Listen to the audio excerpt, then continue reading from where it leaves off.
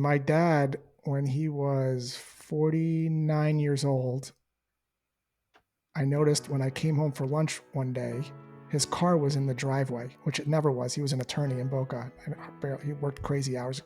Car was in the driveway at like 11 o'clock on like a Wednesday, which is normal for me to be home because I was just out of college and not really doing anything. But he was home, like, and I was like, so I came in the house and I looked around and he's like in the room. I opened the door and he's like sleeping, like in the bed. I'm like, that's so weird. Must be tired. And I go work out with him the next day in the gym, and he's like complaining about a back problem. This goes on for like months until finally he decides to go see a doctor. To make a very long story short, he ends up having testicular cancer, which is very rare for someone his age.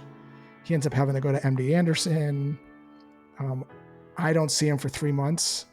He was a little overweight. By the time I got to see him 3 or 4 months later after he'd been treated, and I walked into his room, I didn't recognize him at all. Like, he was probably about 120 pounds, no hair, and I just lost it forever. Changed me because what it made me realize pretty quickly is how you think you have this time and you think it's really unlimited, especially when you're young, but you really don't. I mean, if you see your mom, I don't know, once a year and she's 70, maybe you could see her 5 or 6 times left, or 7 times left.